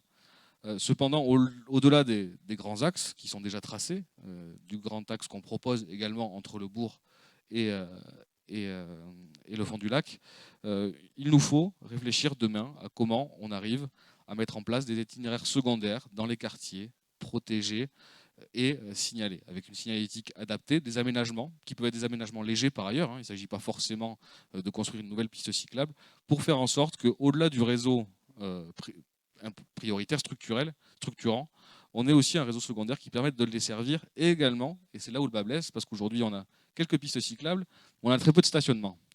Vous le voyez par exemple, vous allez au centre-ville à Seignos, vous allez au tabac ou à la boulangerie ou chez Vival, les places de vélo ne courent pas les rues. Alors c'est bien de prendre son vélo, mais si demain on n'offre pas des possibilités à nos habitants de pouvoir tout simplement se garer, ça peut paraître assez basique, ils n'utiliseront pas plus le vélo. Donc l'objectif, c'est dans chaque lieu fréquenté, sur chaque arrêt de bus par exemple également, proposer la construction de garages à vélo, tout simplement pour que les gens puissent l'utiliser plus et qu'on améliore de fait notre mobilité, qu'on prenne moins la voiture, plus le vélo. Je pense que c'est aussi un des enjeux pour demain.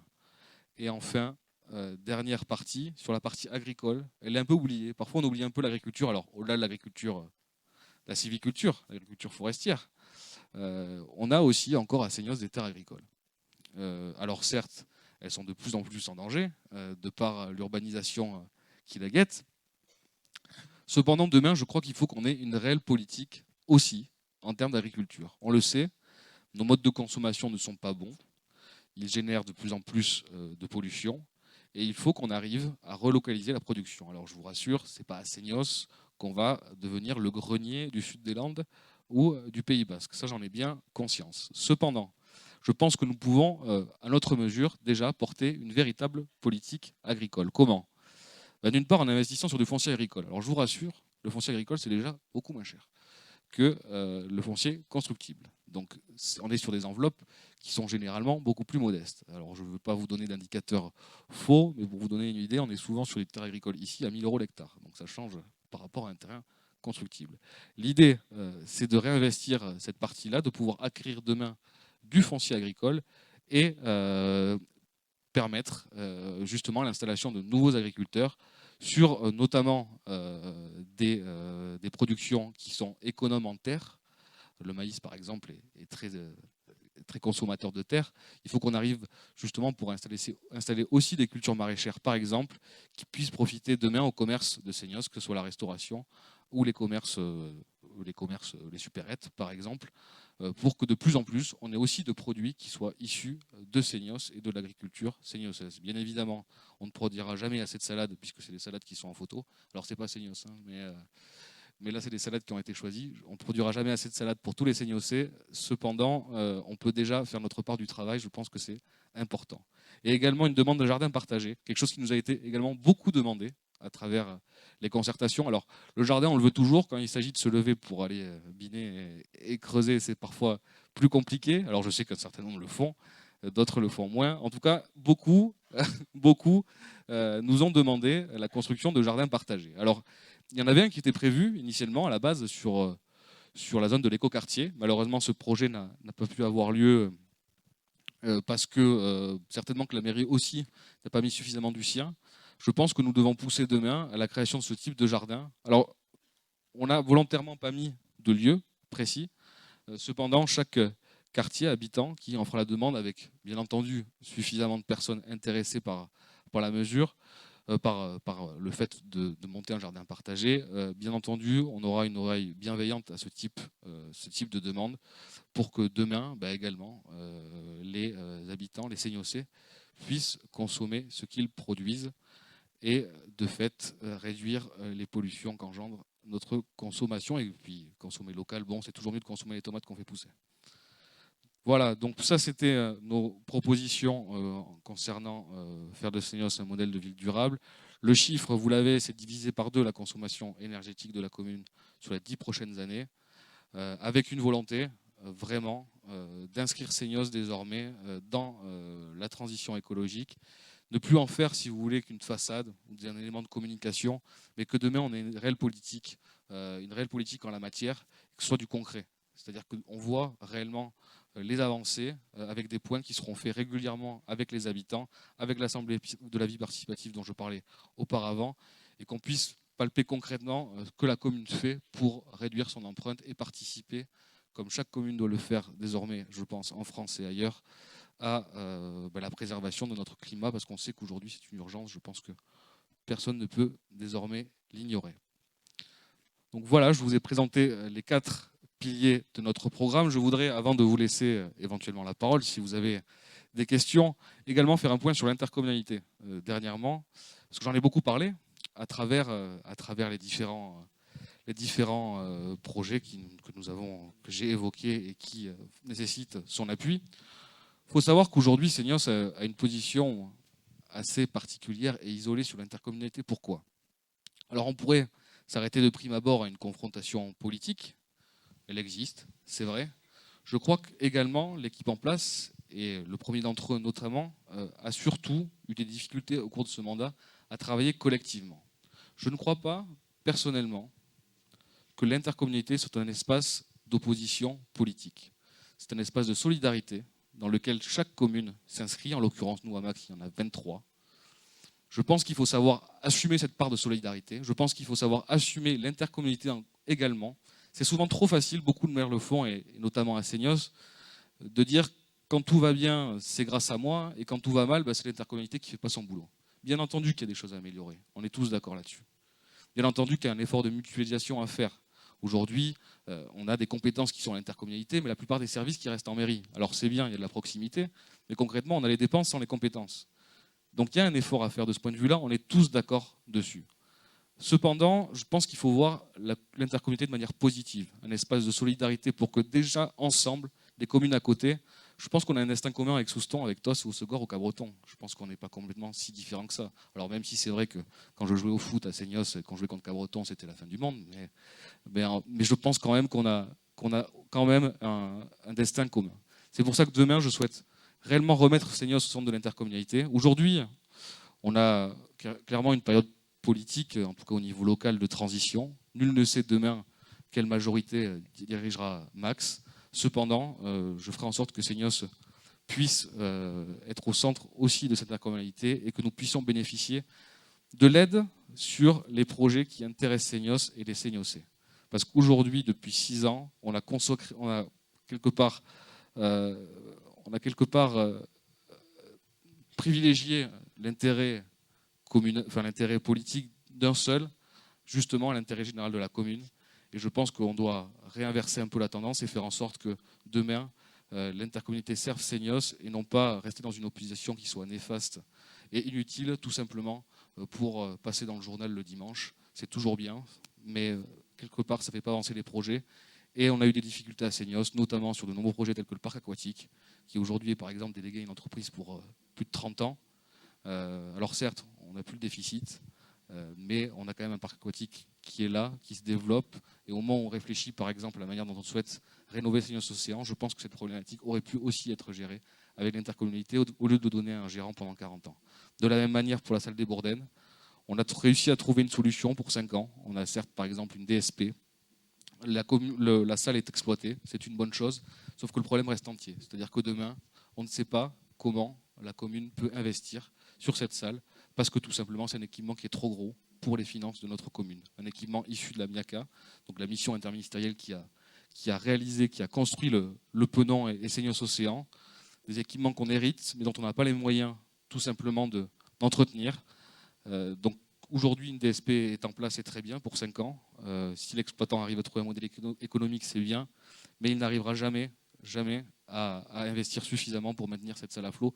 Ça, c'est évident quand on sait les dépenses qu'il faut engager. Donc c'est pour ce genre de sujet, notamment, qu'il faut qu'on puisse réfléchir aussi au niveau intercommunal et porter les projets Seignos auprès de l'intercommunalité et surtout gagner les arbitrages, parce qu'aujourd'hui, depuis 6 ans, on a gagné très peu. Et ça, c'est inquiétant si on veut se développer correctement demain. Voilà, ça c'était mon petit discours sur l'intercommunalité. La réunion donc se termine. Vous avez donc vu les 4 piliers avec nos 30 propositions. Ce que je vous propose désormais, c'est si vous avez des questions, qu'on puisse échanger. Thomas a le micro. Je vous remercie.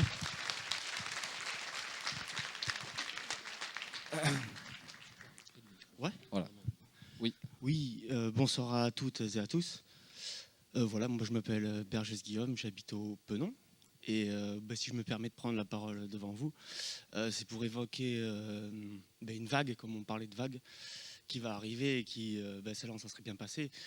Elle va faire du mal à l'environnement, elle va surtout aussi faire du mal à notre confort de vie.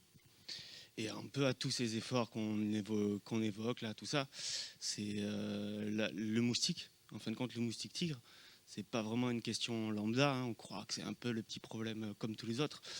Mais en fait, nous, on est vraiment exposés à ça. Et actuellement, juste la réponse qui est proposée, elle est vraiment pas du tout efficace. Et on pourrait faire beaucoup mieux que ça, ne serait-ce qu'avec la communication. Donc c'est pour ça que je vous en parle ce soir là tous. Parce que l'eau stagnante, tout ça. Et il faut prendre les devants parce que c'est très préventif. On va mettre du temps à s'y mettre. Et les dommages qu'il peut faire, ça anéantirait tout ce qu'on fait là. Hein, vraiment. C'est pour ça, ouais. Alors je sais pas si par rapport à ça, peut-être... C'est une vraie problématique, hein, notamment ici. On a eu quelques épisodes, alors pas forcément sur Seignos, plus sur Hossegor, mais bon, ça ne veut rien dire, hein, parce que le moustique traverse les frontières des communes. Donc de ce point de vue-là, ça reste une problématique commune, comme vous le dites. Comme vous l'avez dit, il y a le premier effort, c'est la pédagogie, clairement.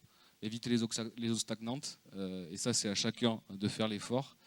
Après, je dois vous avouer, il n'y a pas de solution miracle. On peut essayer de faire mieux en termes de communication auprès des populations. Ça, c'est quelque chose qu'une mairie peut mettre en place, c'est vrai.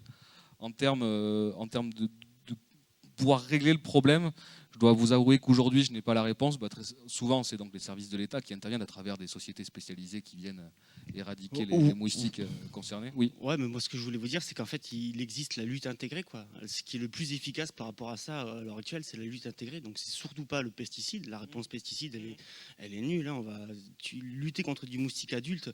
On jette presque son argent par les fenêtres. On a un opérateur public donc qui traite tout le département autour des personnes vérémiques, tout ça. Il y a eu 2 traitements au SGOR. On peut imaginer que ça peut être amené à se multiplier. On maîtrise rien à ce niveau-là. La vraie réponse, c'est nous tous circonscrits chez nous. Prendre le sujet, ça, clairement. Les solutions qu'on a à l'heure actuelle, dans 10 ans, je pense qu'on rêverait de les avoir, quoi. Là, on a plein de solutions, ne serait-ce que la communication. Il y a des manières, la lutte biologique. Il y a des communes comme Marmande, ils sont équipés de 100 nicheurs à chauve-souris, parce que donc, ils luttent contre le moustique en même temps que nous. Vous l'avez dit, hein, la communication, c'est le plus important. On oublie souvent, mais voilà, on peut faire des économies, hein. Clairement, c'est protéger l'environnement, protéger notre qualité d'accueil touristique et notre santé. Hein. C'est notre santé, la nature, parce que les traitements, ils sont pas sélectifs. Il y a tout qui passe. Je vous dis franchement, ça va être un massacre. En tout cas, je prends bien le fait en compte que ce soit une priorité aujourd'hui et potentiellement demain, parce que c'est quelque chose qui apparaît de plus en plus sur nos communes et sur lesquelles il faut faire attention, parce que ça peut poser des problèmes de santé publique. Et au-delà de ça, encore une fois, je ne suis pas un expert en la matière, mais je serais ravi de pouvoir en discuter avec vous par la suite, pour voir éventuellement ce qu'une mairie peut mettre en place sur le sujet. Ouais. Mais quand vous parliez de l'eau, l'assainissement de l'eau, de toute façon, on y est, hein, c'est ça. Hein. Il ne faut pas que ça stagne. Ok, merci beaucoup en tout cas. Merci.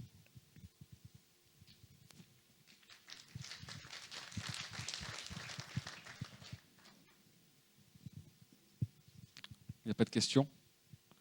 À chaque fois, je fais le compte à rebours. Donc, vous voulez que je le fasse une dernière fois? Si.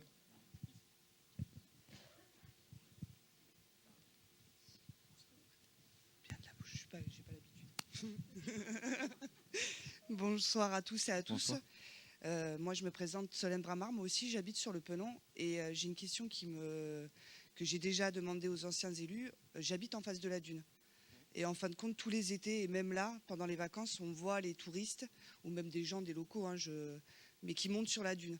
Et en fin de compte, qui détruisent la dune. Et on m'a dit que c'était pas la municipalité qui gérait ça. Sauf qu'aujourd'hui, avec les tempêtes qui se sont passées, moi, je vois la dune, elle a diminué. Et c'est en fin de compte les gens en passant dessus. Bon, ça après, c'est l'incivilité de chacun aussi de ne pas le faire. Mais moi, je les vois tous les week-ends, toutes les semaines, passer dans la dune devant au Penon et en train de détruire tout ça. Et en fin de compte, la protection n'est peut-être pas suffisante, ou peut-être la publicité, ou je ne sais pas comment vous dites, la prévention par rapport à ça. Donc je voulais savoir si ça allait être fait. Parce que c'est ce qui nous protège à nous.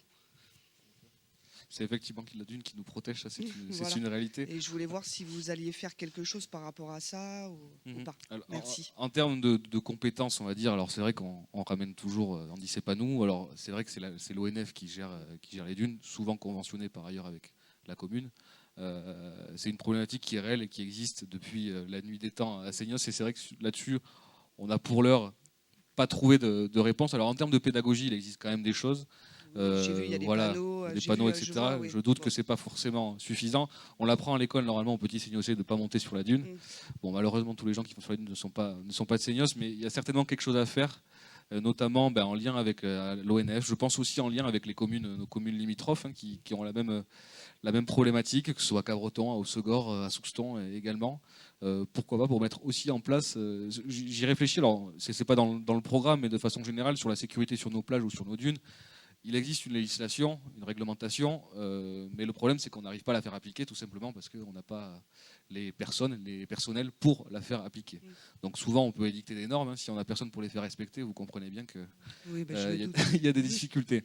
Mais là-dessus je pense qu'il faudrait qu'on arrive, en tout cas moi j'aurais une volonté d'avancer sur ce sujet, avec les communes limitrophes pour aussi mettre en place, alors je ne sais pas s'il faut l'appeler ainsi, mais en tout cas une police notamment qui pourrait être aussi assermentée sur des sujets tels que l'environnement sur nos plages, pour pouvoir que ce soit réglementer nos usages sur les plages, parce qu'il y a des différents usages qui sont parfois difficiles à concilier, et également sur nos dunes, en lien aussi avec l'ONF qui souvent est en gestion pour éviter au maximum c'est vrai qu'après, ce vous genre parliez de justement problème. que vous alliez réadapter le parking du Penon. Oui. Moi, j'habite à ce niveau-là, Oui. à droite du skatepark. Et j'avoue, tout le grillage, là, il est abîmé et tout ça. Donc c'est vrai qu'il va falloir que ça soit refait aussi, peut-être pour éviter que les gens passent par-dessus. Mais Après, c'est sûr qu'il y a des travaux à faire. Ça, il faut effectivement voir là-dessus. Il doit y avoir des choses à faire. Et en l'occurrence, ces travaux-là, c'est une convention qui est signée entre la commune et l'ONF. Alors, on se répartit en général ce qu'on a à faire. Mais vous faites bien ça, pour le coup, c'est quelque chose en termes pas d'arbelé, mais le grillage dont vous parlez. oui, je parle pas de fil électrique. Oui, non plus, bien hein. sûr. C'est quelque chose qui doit être fait. Et pour le coup, de manière générale, j'aime pas trop la réponse. C'est la faute. C'est pas la faute. Oui, parce que j'avais demandé, j'ai déjà été voir la mairie et on m'a répondu ça. C'est pas une réponse. Quand on peut pas, on peut le dire. C'est pas ça. Tous les jours, il y a des choses qu'on n'arrive pas à faire. Mais en l'occurrence, on a des partenaires là-dessus et ça fait l'objet d'un plan d'investissement par ailleurs sur plusieurs années, où on sait que telle année on va pouvoir refaire tel grillage parce qu'il commence à être en décrépitude. Et bon, c'est quelque chose sur lequel il faut faire attention et on y portera un regard là-dessus. Je vous remercie. Il n'y a pas de souci.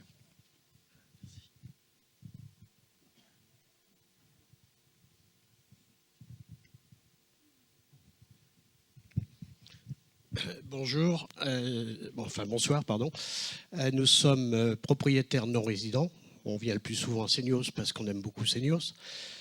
Vous avez parlé tout à l'heure de quand vous parliez du logement, vous parliez de limiter les extensions et de privilégier la reconstruction sur l'existant. Mais comment vous allez augmenter si ce n'est par la hauteur? Ah oui, mais alors ça, Ça, c'est mon premier point. Et deuxième point, juste à un ordre de grandeur, le budget énergie de la commune est de combien? Parce que quand on dit on va faire 2 fois moins en 10 ans, si c'est une grande somme, c'est une chose importante. Si c'est une petite somme, c'est pas grand-chose. Alors sur ce deuxième point, je ne suis pas d'accord avec vous, mais quoi qu'il en soit sur le renouvellement urbain, donc ce que vous me disiez, oui, effectivement, si on arrête de s'étendre, là où on construit, il va falloir densifier. C'est pour ça qu'il faut savoir aussi où on densifie. Le problème de l'urbanisation aujourd'hui, et surtout depuis 2014, c'est que ça densifie, mais ça densifie un peu partout. On a des collectifs qui poussent au milieu de quartiers pavillonnaires, qui poussent aux quatre coins de la commune.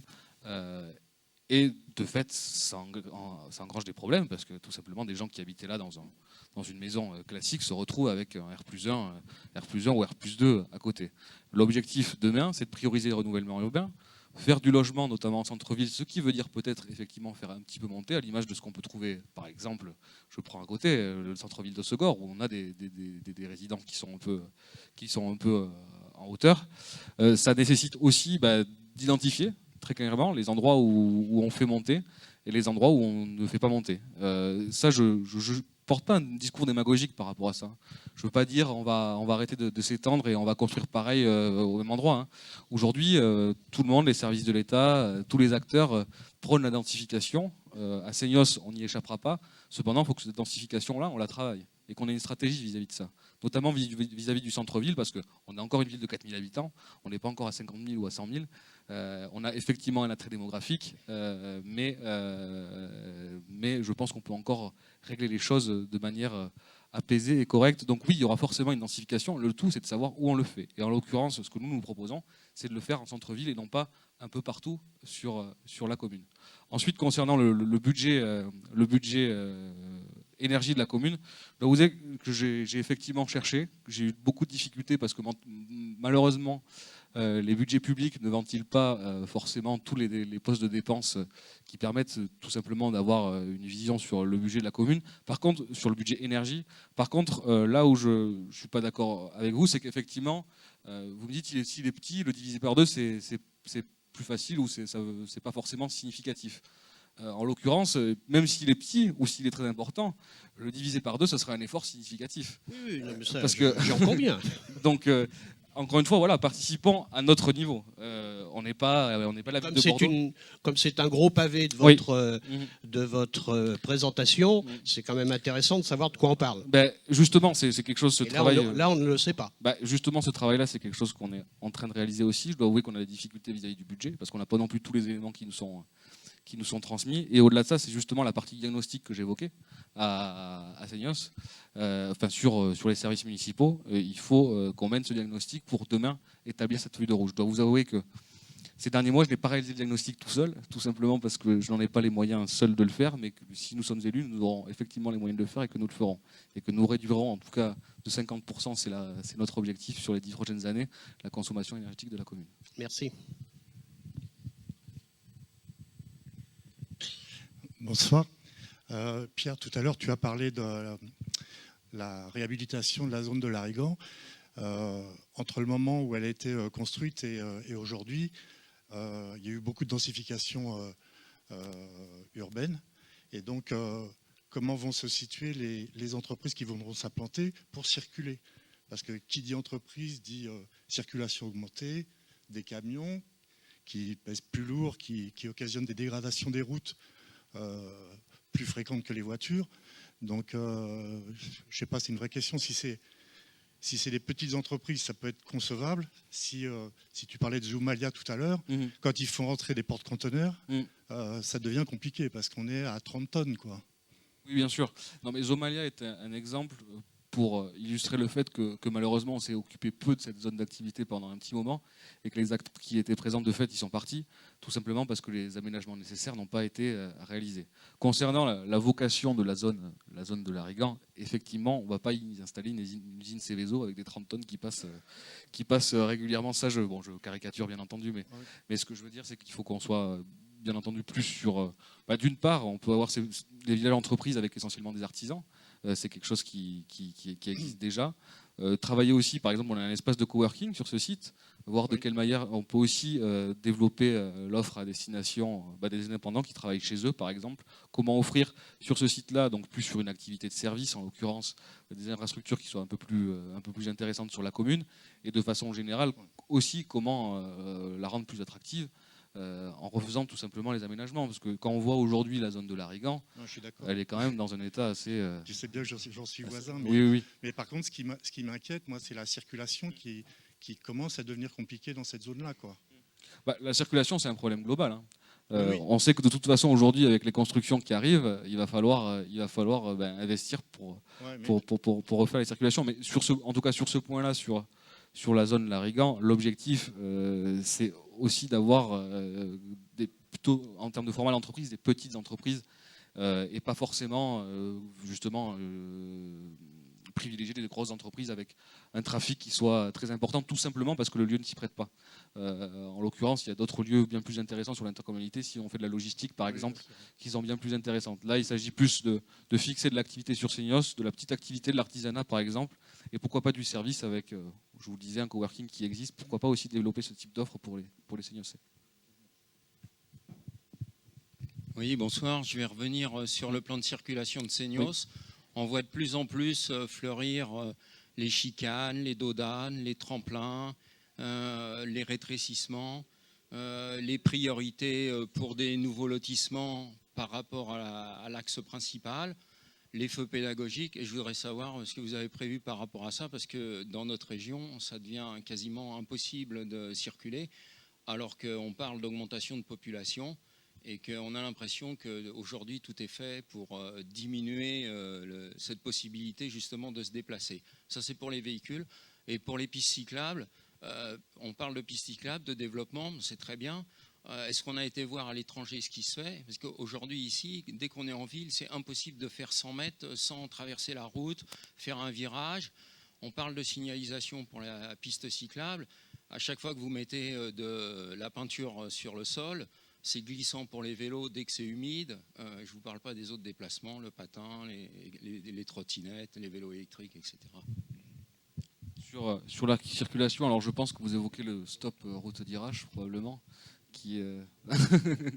Non, mais parce que moi je le prends, j'y passe aussi régulièrement, et c'est vrai que je n'ai jamais trop compris comment ce stop a été aménagé. Mais en l'occurrence, oui, on est sur une réelle problématique en termes de circulation, problématique qui peut être gérée au niveau local, tout simplement, alors en améliorant.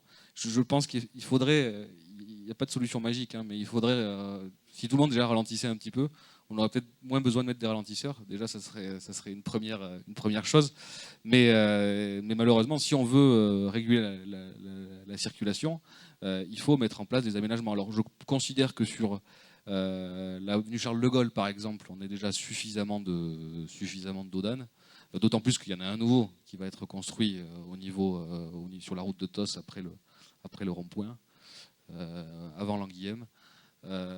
Donc ça, c'est une problématique. Au-delà de ça, si on veut surtout réguler la circulation, et notamment la régulation qui ne fait que traverser Seignos, parce que c'est aussi ça la problématique, ça c'est quelque chose qu'il faut gérer au niveau intercommunal et au niveau départemental. Sur le sud des Landes, il y a des études qui sont réalisées. Alors elles sont en cours de réalisation depuis longtemps, malheureusement. Et c'est quelque chose sur lequel il va falloir avancer rapidement, mais tout simplement aussi pour pouvoir contourner et faire contourner une partie de ce trafic qui ne vienne pas justement faire tout l'axe Seignos, Segor, Cabreton, et que plutôt il puisse passer sur d'autres communes. Mais en l'occurrence, vous imaginez bien que c'est sur les autres communes que ça pêche, parce que du coup, eux sont assez mécontents de voir arriver une route supplémentaire. Mais en l'occurrence, sur le trafic traversant, en tout cas, c'est plus à l'échelle départementale et intercommunale qu'on peut agir. Après, sur les aménagements piétons et cyclables, vous avez raison. On a des pistes cyclables, mais on n'a pas, en France, de façon générale, hein, pas qu'à Seignos, on n'a pas des villes qui sont adaptées au vélo. Hein. Il y a très récemment, pour mon travail, j'étais à Paris. C'était au moment des grèves. J'ai fait du vélo. Alors certes, il y a des aménagements qui étaient faits à Paris, mais il ne fait pas bon être cycliste à Paris. Hein. Par rapport quand on va à Amsterdam, par exemple, ou toutes ces villes du Nord qui sont bien plus adaptées, où la priorité a été donnée quelque part au vélo, les aménagements sont effectivement beaucoup plus prioritaires. Donc là-dessus, il y a quelque chose à faire. Par ailleurs, si tu as une expertise sur le sujet, je serais ravi de pouvoir aussi en discuter avec toi pour pouvoir tout simplement mettre en place les aménagements qui sont nécessaires pour améliorer la circulation cyclable avec le stationnement également. Je pense que c'est important. Et encore une fois, c'est des choses qui peuvent être faites à moindre coût. Et ce n'est pas forcément des investissements monstrueux. Donc je pense que c'est aussi prioritaire, je l'ai dit dans mon propos au préalable. Voilà. J'espère avoir répondu au moins en partie à ta question.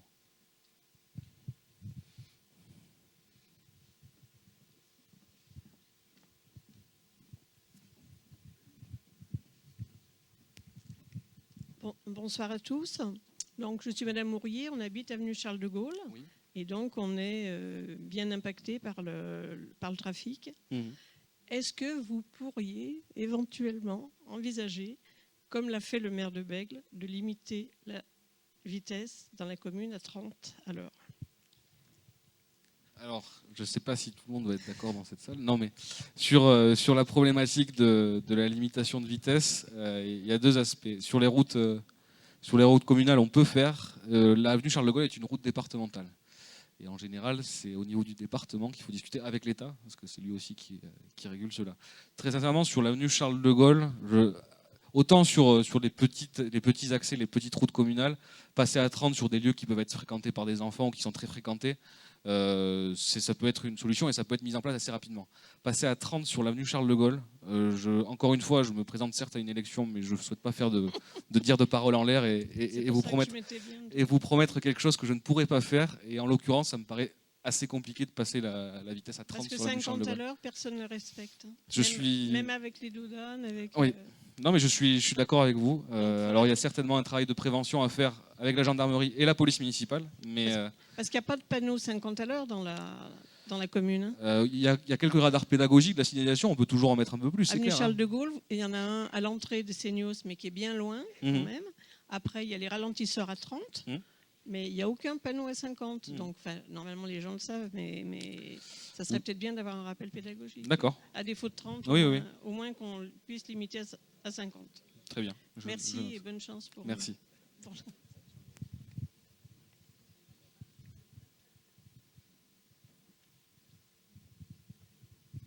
Plus de questions? Je commence le compte à rebours là. 10, 9, 8, 7, 6, 5, 4, 3, 2. Ah, la dernière. J'avais commencé à accélérer en plus. Bonsoir à tout le monde. Bon, Pierre, j'aimerais te poser une question. Oui. Au niveau de l'eau de consommation, je crois savoir que le contrat est passé donc avec la Lyonnaise Suez. Est-ce qu'il n'est pas possible de renégocier ces contrats? Parce que l'eau est très chère à Seignos. Je crois savoir qu'on est une des plus chères des Landes. D'autres communes l'ont fait avec le SIDEC, etc. Je pense qu'il doit y avoir possibilité de renégocier. Il y a effectivement, je l'ai évoqué brièvement lors de ma présentation, il y a effectivement une possibilité de renégocier. Après, il faut savoir tout de même que dans la négociation, on sera en position de faiblesse, parce qu'en l'occurrence, ça a été déjà négocié, et qu'en plus, la commune s'est dessaisie d'un certain nombre de prérogatives, et que du coup, ça va être assez difficile pour les récupérer. Cependant, oui, notre volonté, c'est de renégocier. La priorité, c'est d'abord de faire un avenant au contrat existant. Contrat qui, je vous le rappelle, c'est une DSP. Donc une DSP, c'est en général 18 ans. Donc ça engage quand même pour un certain nombre d'années. Et encore auparavant, ça pouvait être encore plus, parce que la DSP qu'on avait auparavant était là depuis 30 ans. Donc la législation est passée par là, ça a été réduit. Mais oui, on peut et il va falloir renégocier. Après, sur un éventuel changement de gestion de l'eau, ce soit en régie ou à travers le SIDEC, aujourd'hui, je ne vais pas me prononcer sur la question. Ce qui est sûr, c'est que d'une part, on va essayer de voir comment on peut améliorer le contrat existant en le renégociant et en faisant un avenant à ce contrat. Si toutefois ce n'est pas possible, on verra si d'autres solutions existent et si on bascule de mode de gestion. Mais ce qui est sûr par contre et ce qui est regrettable, c'est que l'argument, en tout cas à l'époque pour la DSP en 2017, pour reconduire ce type de DSP selon les modalités présentes, c'était de ne pas augmenter, que le prix de l'eau n'augmente pas. Donc pour que le prix de l'eau n'augmente pas, c'est la part communale qui a été diminuée. Sauf que malheureusement, on s'est rendu compte que l'année dernière, le prix de l'eau a augmenté à Seignos. Donc, de toute façon, ce n'était pas marqué au contrat. Donc, c'est pas comme si le délégataire, entre guillemets, était lié par cette promesse. Mais ça fait partie, justement, des erreurs qui ont été réalisées. Croire que, quelque part, en cédant tout ou partie de la recette que la commune percevait sur l'eau, on allait maintenir le prix au même niveau, c'était effectivement une erreur et on le voit aujourd'hui. C'est pour ça qu'il faut renégocier. Et ça, c'est quelque chose qu'on essaiera de mener à bien. Oui, c'est dans notre programme, effectivement. Ok, merci. J'étais à 4, je crois. À 2 2, 1, 0. Bah, écoutez, je vous remercie. Je vous remercie. On reste bien évidemment avec notre équipe à votre disposition. Le programme sera prochainement distribué plus en détail dans vos boîtes aux lettres. Et puis, si vous le souhaitez, partager un verre avec nous. Vous êtes bien entendu les bienvenus. Voilà, je vous remercie.